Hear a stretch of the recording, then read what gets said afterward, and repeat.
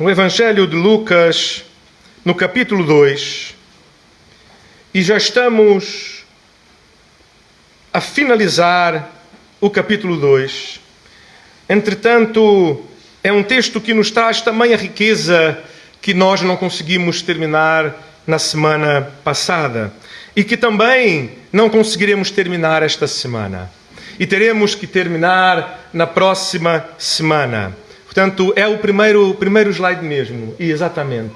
Portanto, estamos hoje a falar da Páscoa, a Páscoa do Menino Jesus, então a segunda parte. Se os irmãos desejarem abrir as vossas Bíblias, o texto inteiro eu não o coloquei para leitura. Vamos ler as partes que vamos estudar hoje, mas eu queria começar pela leitura deste trecho que vai do verso 41 em diante até o verso 52 e que lemos então na versão Almeida, revista e atualizada, que é a versão que temos adotado em nossa igreja, e que diz-nos assim: Ora, anualmente iam seus pais a Jerusalém para a festa da Páscoa.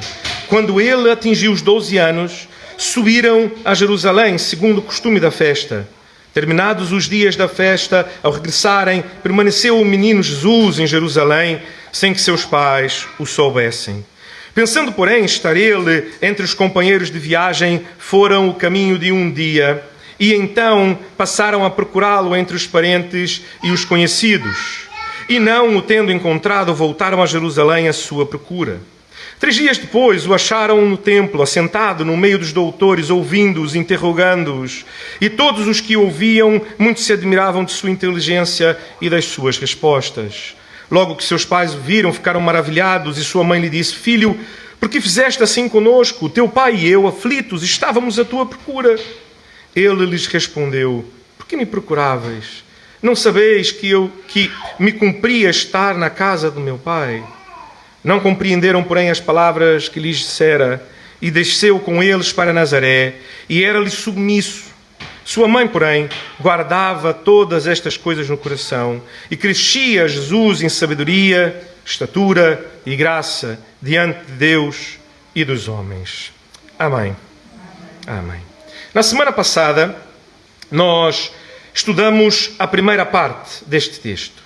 E a primeira parte deste texto, o que nós aprendemos, a segunda coisa que nós vimos, era sobre Jesus, o Filho em que se pode confiar. Exatamente porque, como falamos na semana anterior, ou seja, portanto, há 2 semanas, Jesus era um menino completamente normal. Mas na semana passada fizemos aqui um ajuste.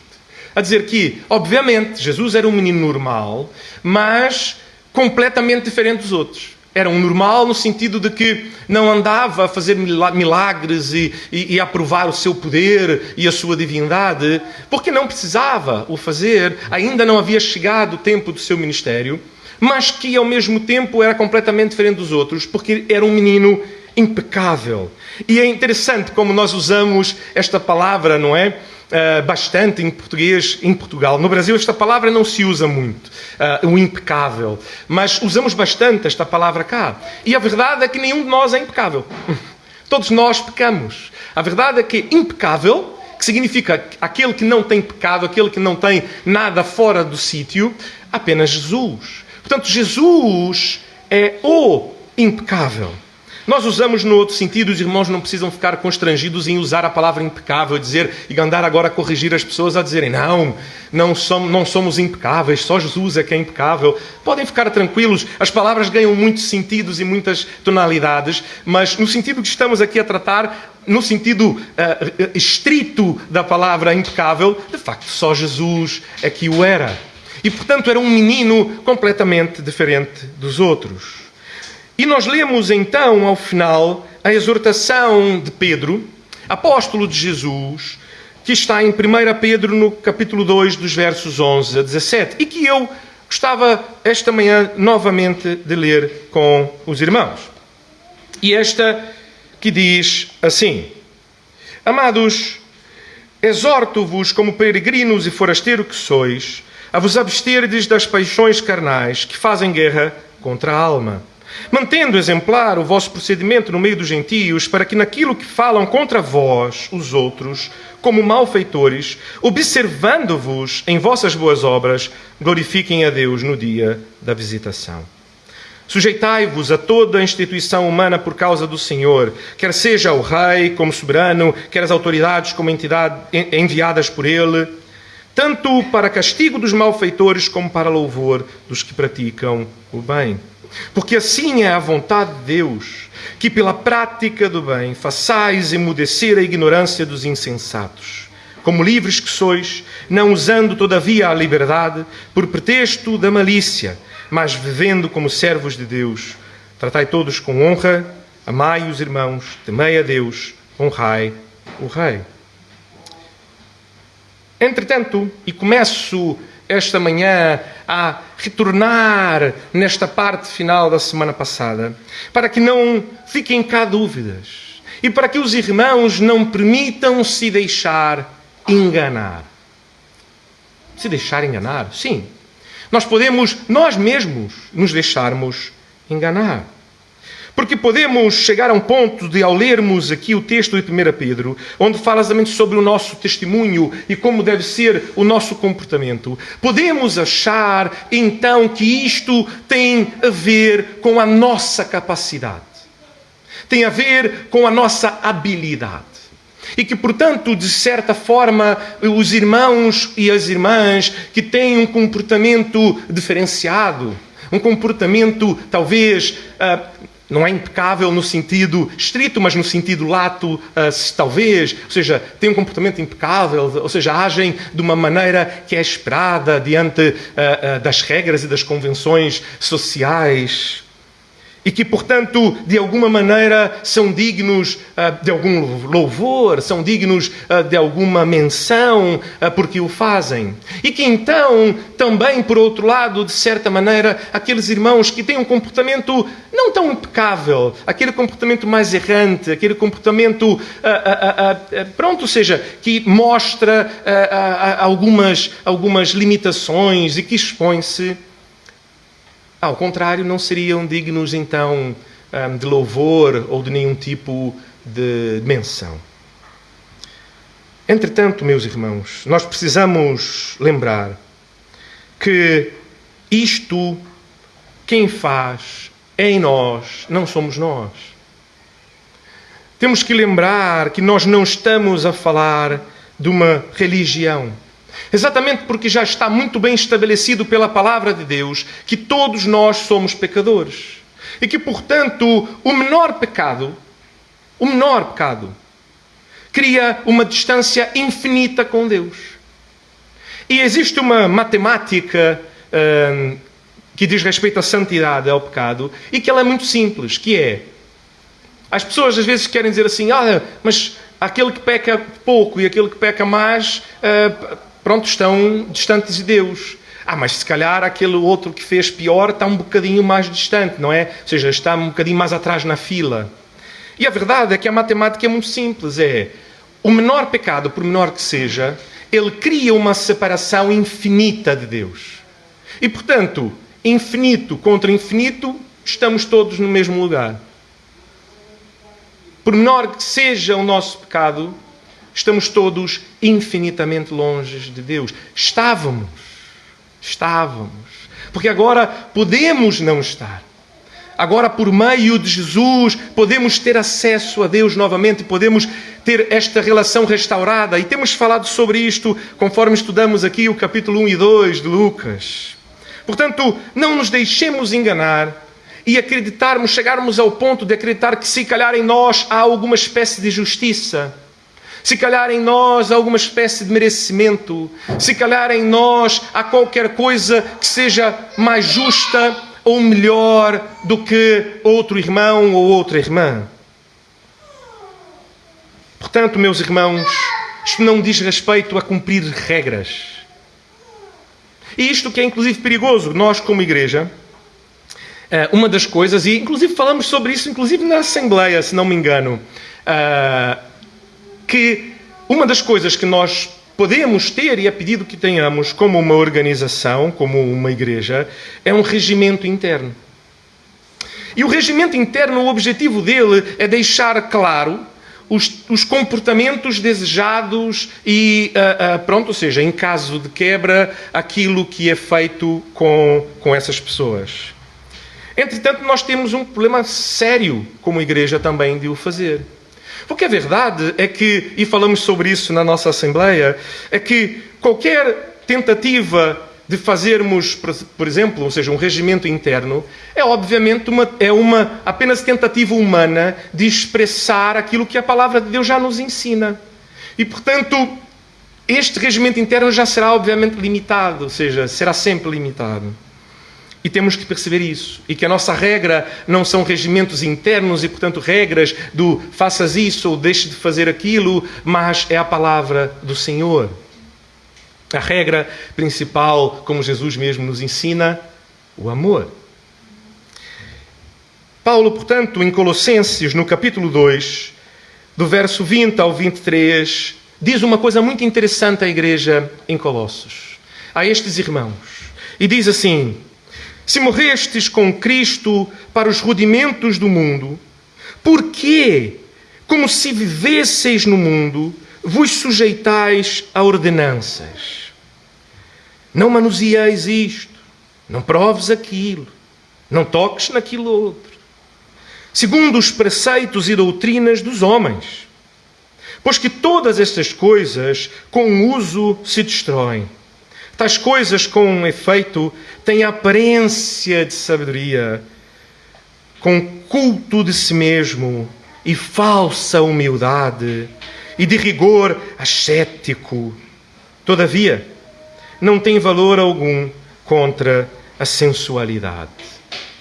O que Paulo está aqui a dizer é exatamente aquilo que acabei de explicar aos irmãos. O rigor de cumprir normas, o não pode tocar naquilo, o não pode fazer isto. Não é que possamos, então, ou vamos viver uma vida, como Paulo fala, por conta da liberdade, não é? Ou como Pedro também vai dizer, ou seja, de usarmos a liberdade como forma de... ok, podemos viver então de qualquer forma. Não é isto que está a dizer. É simplesmente uma equação diferente. A equação não é como a equação deste mundo, onde há uma regra e eu preciso respeitar esta regra, ou então vou sofrer as consequências de não o fazer. Mas é pelo amor que tenho pelo Senhor. É pela transformação do encontro com Jesus. É pela vida do Espírito Santo de Deus em nós. Ele nos conduz em obediência ao Senhor. Nós, inclusive, lemos ainda no capítulo 2, quando dizia sobre Jesus foi levado ao templo para que toda a lei fosse cumprida. E lembram os irmãos o que eu disse? Ou seja, como Lucas expressa, Lucas não diz a lei de Moisés fosse cumprida. O que ele diz? A lei de Deus, a lei do Senhor. Portanto, ele mostra aqui que o objetivo não era ali um cumprimento de lei como alguém que quer parecer, alguém que quer ostentar, alguém que quer mostrar que tem um comportamento. Porque isto não é sabedoria. Por quê? Nós estudamos isto também na altura. Nós fomos lá para Provérbios e logo no começo, no primeiro capítulo, diz: o princípio da sabedoria é o temor do Senhor. Portanto, mesmo por mais sábio que possa parecer, qualquer conselho que qualquer um dos irmãos receba, seja de qualquer profissional que for, e falo isso com todo o respeito, exatamente porque sei que todas as pessoas que são profissionais em suas áreas estudam e fazem o melhor para perceber, exatamente para poder dar os melhores conselhos. Entretanto, o que a palavra nos ensina é que sabedoria vem do temor do Senhor. Sabedoria é fruto do temor do Senhor. Portanto, qualquer coisa que nos digam que pareça sabedoria, por mais sentido que faça, por mais lógica que tenha, se não estiver fundada no temor do Senhor, não é sabedoria. É isto que ele diz. Tem a aparência de sabedoria. temos que ter um comportamento assim, porque realmente faz melhor. E é assim, as pessoas, o que é que vão pensar de nós? E nós temos que ter um comportamento. Não é algo que começa de fora para dentro. Portanto, nós desejamos ter um comportamento, desejamos que as pessoas pensem de determinada maneira de nós e por isso então agimos desta maneira. Se assim fosse, estaríamos a responder ao mundo. Não estaríamos a fazer como Paulo diz, que tento agradar a Deus e não a homens. Estaríamos a fazer exatamente o contrário, tento agradar a homens e não a Deus. Mas o que está a dizer é exatamente que o que importa é agradar a Deus. O que importa é agradar ao Senhor. E o fazemos então porque com o coração cheios, pela nossa relação pessoal com Ele, cheios de Sua palavra, somos movidos por Ele, não por nós mesmos. Portanto, não há nada em nós que possamos trazer como superior a ninguém. Pelo contrário. Há coisas e comportamentos que temos de ter cuidado, porque podem ter a aparência de piedade, mas não necessariamente o são. E assim seguimos. Assim seguimos para o verso 46. Paramos na semana passada no verso 45 e esta semana seguirmos para o verso 46. E observamos então neste texto que Jesus, além de ser um menino em quem se podia confiar, que tinha um comportamento, não é, diferenciado, que era um menino impecável, ele também era um menino de sabedoria e inteligência incomuns. E lemos o verso 46 e até a primeira parte do verso 48, que diz-nos assim: 3 dias depois o acharam no templo, assentado no meio dos doutores, ouvindo-os e interrogando-os. E todos os que o ouviam muito se admiravam de sua inteligência e de suas respostas. Logo que seus pais o viram, ficaram maravilhados. Incomum, surpreendente, admirável, maravilhoso, espetacular. Escolha o adjetivo que melhor preferir para Jesus. Todos eles cabem bem a Ele. E cabem a Ele melhor do que qualquer outra pessoa que já existiu. E cabem a Jesus, não aquele Jesus que normalmente pensamos, não é? Quando pensamos em Jesus, já pensamos realmente Jesus no seu ministério, um homem feito já com mais de 30 anos. Mas estamos a falar aqui de um menino de 12 anos, que, como já vimos na cultura hebraica, deveria ficar em silêncio, calado, aprender. Nem mesmo perguntas podia fazer. Mas este menino é um menino a quem Lucas diz, não é Lucas quem diz, mas Lucas relata-nos, diz-nos o que as pessoas disseram sobre Jesus quando Jesus esteve no templo com 12 anos. O comentarista bíblico Kinner, ele nos fala sobre algo muito interessante, que novamente pode passar-nos ao lado quando lemos este texto. Isso porque existem algumas pessoas, e eu cheguei a falar isto na semana passada, que tentam dizer que Jesus, então, aos 12 anos, foi ao templo porque era então a altura dele fazer esta passagem, não é? Este rito de passagem para a maioridade. Entretanto, é muito simples. 12 anos não era a idade. E, portanto, Jesus não foi ali, não estava ali para este fim. Portanto, Jesus não estava sentado com aqueles homens para ser arguído de nenhuma maneira. Tanto que, se assim o fosse, obviamente, seus pais o saberiam, estariam com ele. Não era o tempo, não era a idade dele o fazer. Era apenas aos 13 anos. Ele tinha apenas 12. Ainda faltava ali um ano. No ano a seguir. E isto não era feito em geral no templo, isto era feito na própria sinagoga. Ainda mais que eles não viviam tão próximos, viviam a 3 dias de viagem. Isto seria feito provavelmente na sua sinagoga em Nazaré. Então, por que é que acontece essa cena? Então, sem o conhecimento, talvez nós imaginássemos que o menino Jesus simplesmente sentou-se lá no templo e que de repente pessoas começaram a juntar-se, ou que ele então... E não pode ter sido, não é? Se nós lembrarmos que Jesus era impecável e que ele submeteu-se a tudo, a todas as regras, ele então, como um menino de 12 anos, como que podia estar a falar? Era para ele estar caladinho. Mas ele não pecou. Como pode então? Ele não era para falar, mas vemos Jesus a falar e ele está sentado, mas ele não pecou, mas como menino não podia falar. Isto acontece por uma questão muito simples, que na festa da Páscoa, quando havia a festa da Páscoa, exatamente porque viam pessoas de todo o reino, viam pessoas mesmo de longe, como já falamos, e o texto diz-nos que José ia todos os anos, José e Maria iam todos os anos, ou seja, mesmo quando viviam no Egito, José ia a Jerusalém todos os anos. Então, o que nós precisamos perceber é aquilo que Kinner nos relata. É que havia a tradição de que exatamente porque vinham pessoas de todo lado, os professores, os mestres da lei, sentavam-se no templo e davam aulas públicas.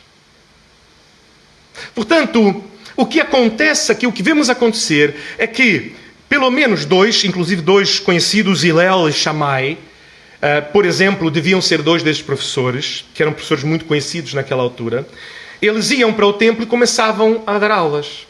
Mas como é que era que se dava aulas naquela altura? Como que corria uma aula das Escrituras? Não era como se calhar temos hoje. E ele chegava lá, montava o seu portátil com um projetor, então começava a explicar e todos ficavam ali muito caladinhos, atentos, a tomar notas. Não era assim.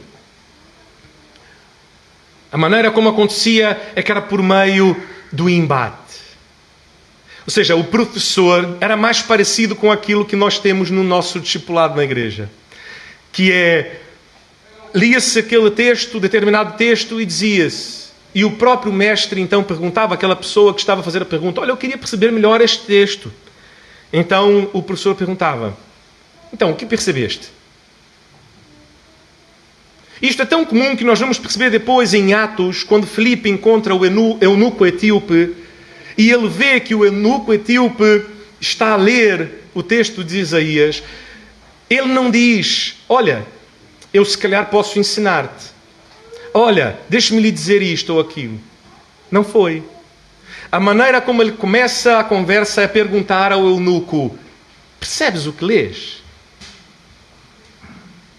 E então o eunuco diz-lhe, responde-lhe a dizer: olha, a verdade é que não muito. Podes ajudar-me? E ele diz: posso. Qual é a vossa dúvida? E a conversa provavelmente continua. Até o ponto então que Filipe consegue apontar-lhe quem é Jesus, por meio do texto de Isaías. E nós sabemos o final da história. Portanto, a maneira como acontecia é que o aprendizado acontecia por meio deste quase que diálogo entre professores e alunos, em que os professores faziam perguntas e alunos faziam perguntas de volta, mas que uma das coisas que era muito valorizada nesta altura era também a qualidade das perguntas. E não só nesta altura. Sei que para a maioria de nós faz já bastante tempo que andamos na escola, mas se calhar lembram-se ainda de dois tipos extremos, vamos dizer assim, de alunos que haviam em nossas classes.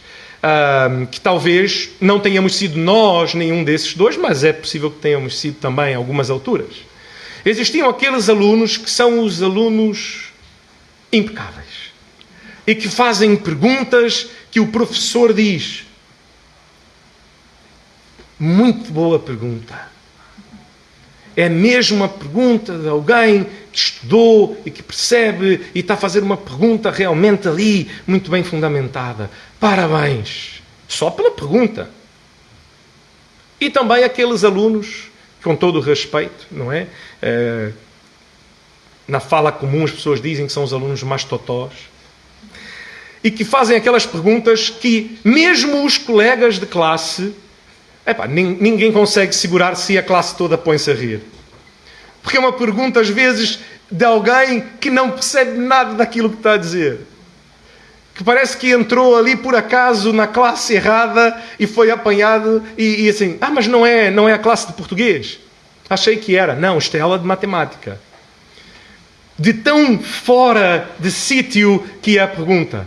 E todos os colegas põem-se a rir, pronto, e a gozar do amigo.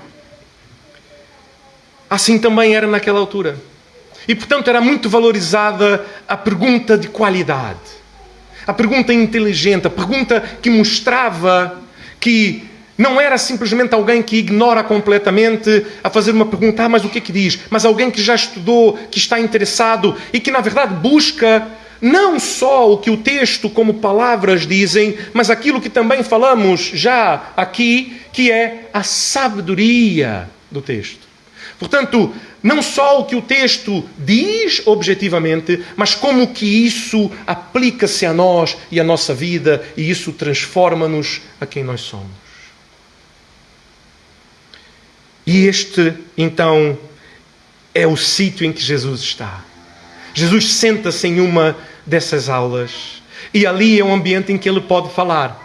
Ali é um ambiente em que ele pode perguntar. Ali é um ambiente em que ele pode responder perguntas. E que se nós estivermos atentos ao texto, vão dizer que, assentado no meio dos doutores, ouvindo-os e interrogando-os.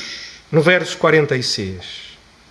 E todos que o ouviam, muito se admiravam de sua inteligência e das suas respostas. Ou seja, admiravam-se não só da qualidade das perguntas que Jesus fazia, mas também, quando os mestres faziam-lhe perguntas, admiravam-se. Mas como é que um menino desta idade já sabe tanto? Como que um menino como este já responde a estas perguntas? São muito avançadas para alguém desta idade. Ao longo desta narrativa, Jesus é apresentado como um menino de sabedoria incomum e proximidade com Deus. Exatamente porque nós já vimos que sabedoria tem a ver com o temor do Senhor. Tem a ver com guardar aquilo que o Senhor nos ensinou. Ser capaz não apenas de saber, e nós em nossa cultura dizemos o coração, não é? Mas que na cultura judaica eram as vísceras. Aquilo que nós falamos do coração, eles falavam que eram as vísceras. Mas termos de facto nas nossas entranhas, termos entranhada em nós a palavra do Senhor. Nós vemos aqui refletidos o perfeito amor de Jesus pela palavra de Deus. Não apenas uma memorização, não apenas saber palavras, saber repetir palavras, mas uma compreensão e ainda para além disto uma experiência de alguém que as cumpre. Como vimos Jesus mesmo então pedir. E aqui vemos então a base para aquilo que Jesus vai nos pedir e que temos falado e repetido tantas vezes, que está lá em João no capítulo 14. Aquele que tem os meus mandamentos e os guarda, este é o que me ama, e aquele que me ama será amado por meu Pai, e eu também o amarei e me manifestarei a Ele. Ele tem a autoridade de alguém que vive isto. Não apenas naquele momento em João 14, mas toda a sua vida, mesmo ainda como menino de 12 anos. Jesus estudava a Torá não como uma obrigação. E aqui voltamos então àquilo que começamos por dizer em Colossenses capítulo 2. Não como uma obrigação de ler. Os irmãos provavelmente sabem, não é? Às vezes, em termos de trabalho, recebemos aquela comunicação, recebemos um e-mail e que somos obrigados a ler. Ou quando andávamos na escola e que o professor de literatura nos dizia, olha, têm que ler este livro, há um teste, há um exame sobre este livro, precisam perceber a história, depois vão precisar fazer um resumo. E às vezes quando começamos a ler o livro, logo percebemos que aquilo vai nos custar muito. Porque não tínhamos vontade nenhuma de ler aquele livro, a história não nos traz nenhum interesse e que então fazemos aquilo apenas por obrigação, porque o temos que fazer, não é? Não é assim que Jesus o faz. Não é assim que Jesus estuda a Torá, a palavra de Deus. Mas ele a estuda como o que é. A palavra do Deus vivo, que é inatingível a nós, intangível por nós, mas que revela-se a si mesmo e faz-se conhecer porque nos ama. Portanto, Jesus lê, estuda, não apenas memoriza, mas vive a palavra como o que ela é. A palavra de Deus. Uma carta de amor deixada por um pai que ama a seus filhos.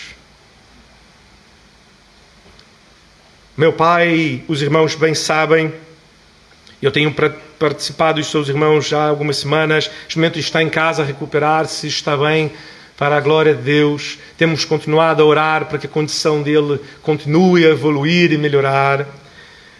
Mas infelizmente nem todos cá ainda têm a alegria de ter os vossos pais. Ou que diante de uma situação como vivi recentemente, quando meu pai estava ainda hospitalizado, tememos pela vida dos nossos pais. E quanto de nós gostaria tanto de ter uma carta escrita por nossos pais, com aqueles conselhos sábios, aquelas palavras que nos enchem o coração, que dizem de onde viemos, relembram-nos quem somos, aquelas palavras de amor de um pai cuidadoso. E como a leríamos cheio de emoção. E digo isso porque tenho, de alguma forma, essa experiência, porque meu avô faleceu já há alguns anos, e até hoje, toda vez que estamos em família e falamos e lembramos coisas ligadas também ao meu avô, vejo a emoção que vem à minha mãe, suas irmãs e à minha avó. Esta semana o Álvaro, inclusive, começou a estudar guitarra portuguesa, eu já falei isso para os irmãos, e ele tem empenhado. E, por exemplo, o meu avô tem uma guitarra portuguesa que é dele, ou seja, ele já faleceu, agora, pronto, já não é dele, não é? É da família, mas que está lá no Rio de Janeiro, no Brasil. E que foi comprada aí por idos dos anos 1930 e qualquer coisa, não foi? Que minha mãe disse, mãe? Foi mais ou menos por ali.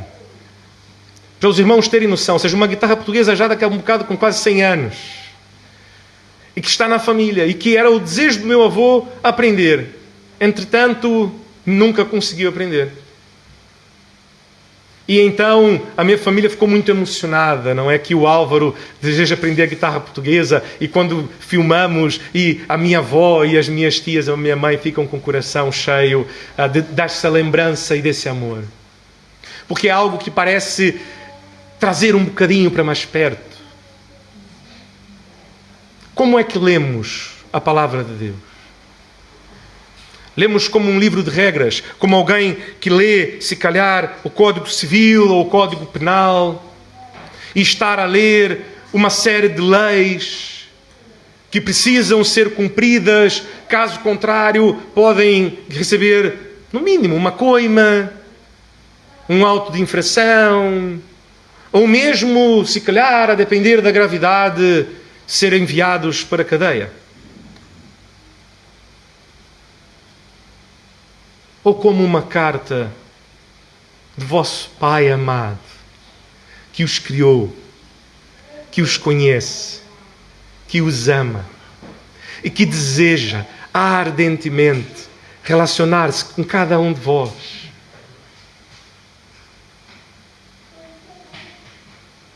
Jesus convida-nos a assim lermos a palavra do Senhor. Não por obrigação, mas por amor. E aqui ele cumpre o texto que está lá em Salmo 119, no verso 97, que diz: quanto amo a tua lei. Álvaro? Quanto amo a tua lei. É minha meditação todo o dia. Todo o dia. Lembram-se a primeira vez em que aquela pessoa amada, seja vossos filhos, seja o vosso cônjuge, ou a primeira vez que alguém disse: amo-te. Parece que de repente tomamos um choque, não é? de alta voltagem o nosso corpo e parece de repente que o nosso coração começa a pulsar, sentimos como se houvesse energia a passar. Jesus diz: quanto amo a tua lei, é minha meditação todo dia. Certamente são palavras que não conseguimos esquecer. Primeira vez que as meninas disseram: papá, amo-te. Primeira vez que disseram papá. E depois aquilo fica na mente, não é? Ficamos realmente o dia todo a pensar: epá, já está a falar. E enche-nos o coração e a alma. E é isto que Jesus nos diz. E seguimos então o texto do verso 48 até o verso 52, que continua por dizer-nos: logo que seus pais o viram, ficaram maravilhados, e sua mãe lhe disse: filho, por que fizeste assim conosco? Teu pai e eu aflitos estamos à tua procura. E lhes respondeu: por que me procuravais? Não sabeis que me cumpria estar na casa de meu pai? Não compreenderam, porém, as palavras que lhe dissera, e desceu com eles para Nazaré, e era-lhe submisso. Sua mãe, porém, guardava todas estas coisas no coração, e crescia Jesus em sabedoria, estatura e graça diante de Deus e dos homens. E aqui nós vemos uma dimensão do texto que mostra-nos a opinião que mais importa. Quando lemos do verso 48, a segunda parte, até o verso 50. E sua mãe lhe disse: filho, por que fizeste assim conosco? Teu pai e eu, aflitos, estamos à tua procura. Seus pais certamente ficaram preocupados. E temos que lembrar que não estamos a falar aqui de um menino qualquer. É nesta hora que Jesus separa-se dos demais meninos. Jesus sabia que seus pais estavam preocupados. Ele não apenas sabia que seus pais ficariam preocupados, mas sabia que seus pais estavam preocupados. Jesus certamente sabia que seus pais o estavam a procurar. E se os irmãos lembrarem o que o texto diz aqui, eles viajaram um dia, depois andaram à procura de Jesus e tiveram que voltar um dia. Então o texto nos diz que 3 dias depois encontram Jesus no templo. Jesus sabia. Jesus, se calhar, podia ter saído e ido ter com eles na estrada, não é? E encontrado já com eles a caminho e pedido desculpa. Olha, desculpa ter-vos preocupado. Não era a minha intenção. Jesus sabia que o coração de seu pai e sua mãe aflitos por ele. Entretanto, a resposta que Jesus lhes dá no verso 49 é: por que me procuravas? Não sabeis que me cumpria estar na casa de meu pai? E o texto diz que eles não compreenderam, não perceberam aquilo que Jesus estava a dizer, a profundidade daquilo que Jesus estava a dizer.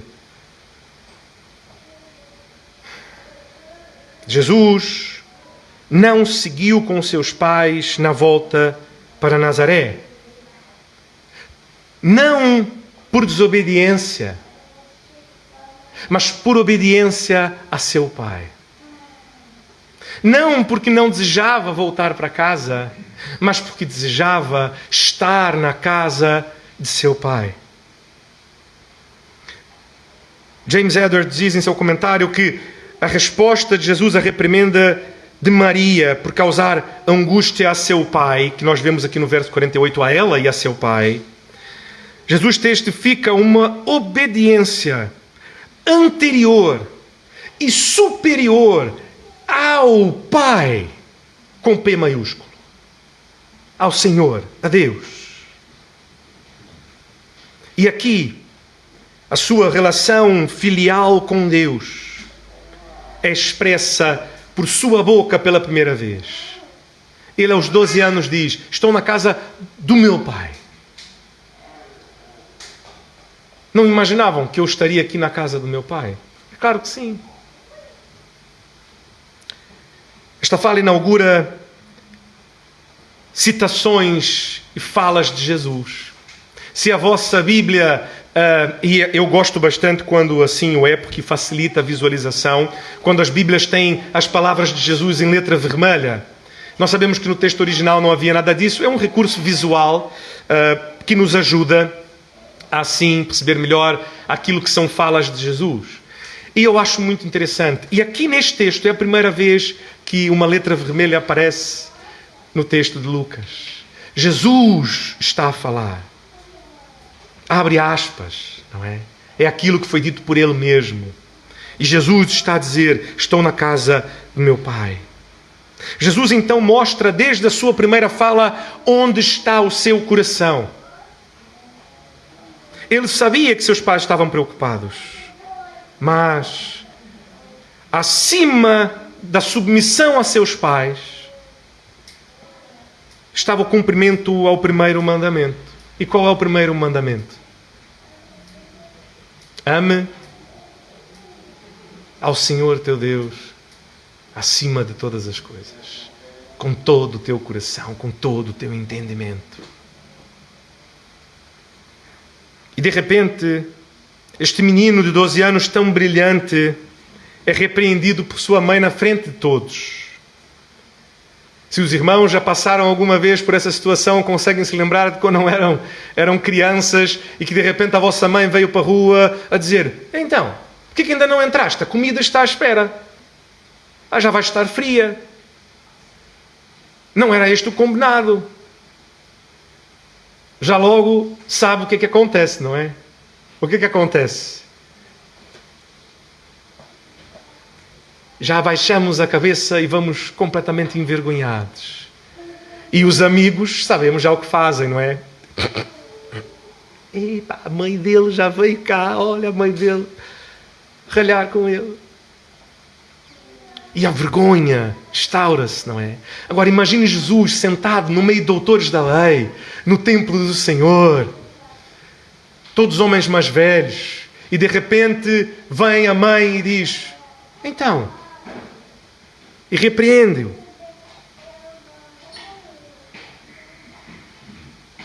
Acontece que a resposta de Jesus mostra-nos uma segurança. A segurança daquele que sabe que agrada ao Pai.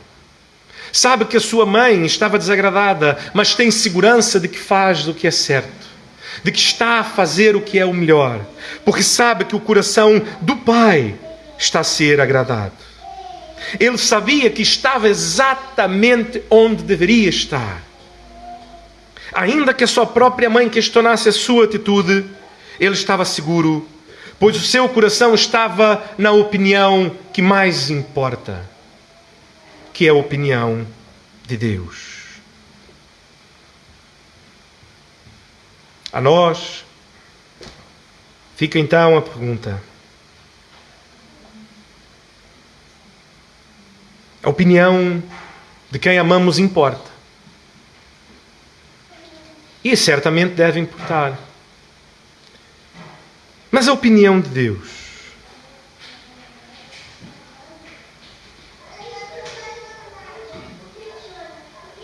Nós sabemos que existem pessoas que são capazes, porque nós amamos profundamente, são capazes de nos magoar ainda mais, não é?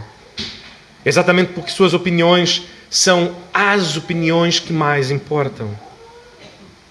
Entretanto, Gálatas capítulo 1, verso 10, um texto que citamos agora há pouco, lembra-nos da atitude de Paulo, que Paulo aprendeu do verdadeiro Evangelho. Porventura procuro eu agora o favor dos homens, ou algumas outras versões vão dizer agradar a homens ou agradar a Deus. Ou procuro agradar a homens.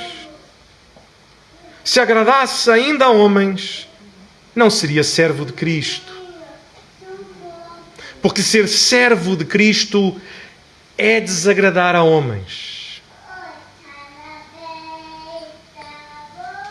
Ainda há mais. Ainda há mais. Aqui vemos pela primeira vez Jesus em seu relacionamento ao chamar a Deus de Pai, a mostrar que a sua relação com Deus está para além do templo. Sua relação com Deus está para além da Torá. A sua relação com Deus está muito além de tudo. Numa relação direta com Deus, como até este momento vimos poucas pessoas a terem.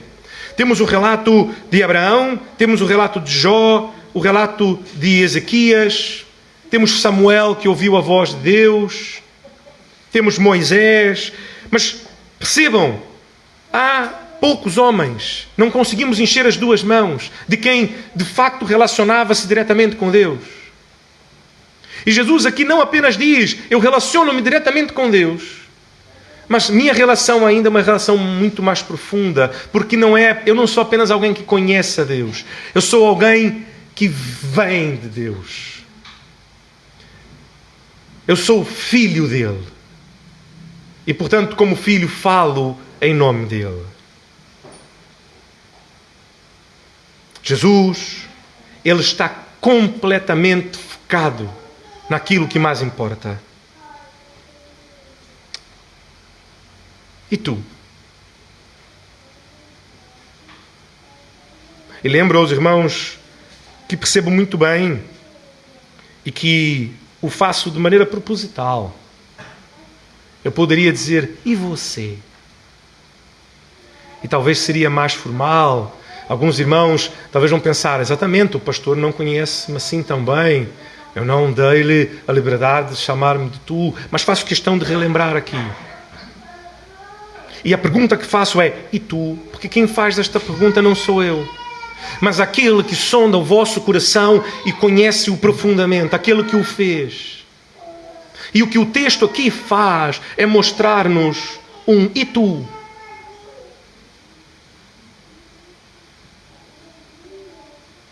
Como é que estudas a palavra do Senhor? E tu?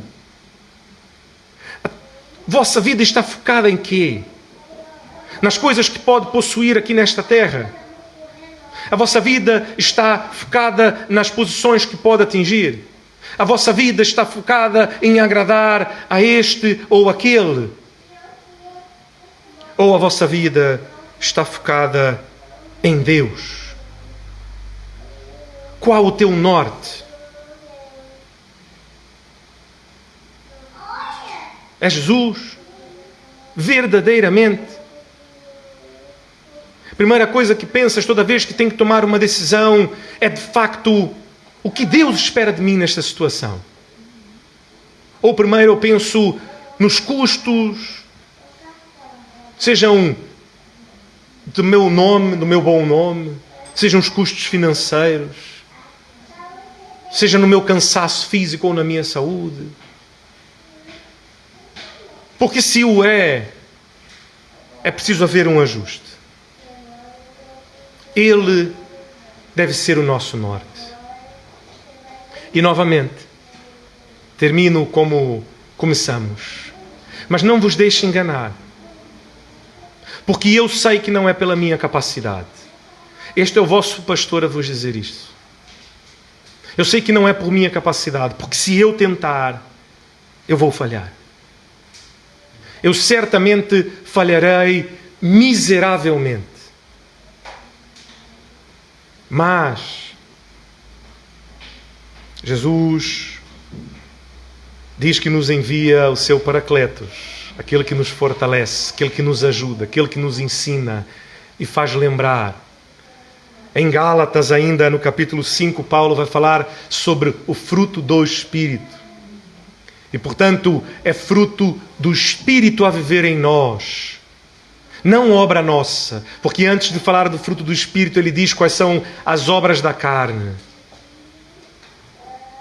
Portanto, eu falharei miseravelmente. Por isso preciso de Cristo. Por isso preciso de Cristo continuamente. Por isso preciso de Cristo hoje. Por isso preciso que o seu Espírito Santo habite em mim e domine a minha vida completamente. De tal maneira que na terra da minha vida, na árida terra da minha vida, no terreno pedregoso, espinhoso do meu coração, Ele como um bom senhor, Ele como um bom agricultor. Ele venha, limpe esta terra, trabalhe, lance sua boa semente, cuide, até que esta árvore plantada por Ele mesmo dê fruto, bom fruto, fruto vindo dEle, fruto de suas mãos. Portanto, já não há em mim e já não pode haver em nenhum de nós nenhum tipo de orgulho. Pelo contrário, todos falharemos miseravelmente se tentarmos por nós mesmos. Mas já está disponível em Cristo Jesus a ajuda definitiva que precisamos, por meio do seu Santo Espírito a viver em nós. Oremos ao Senhor. Senhor Deus e Pai, somos gratos ao Senhor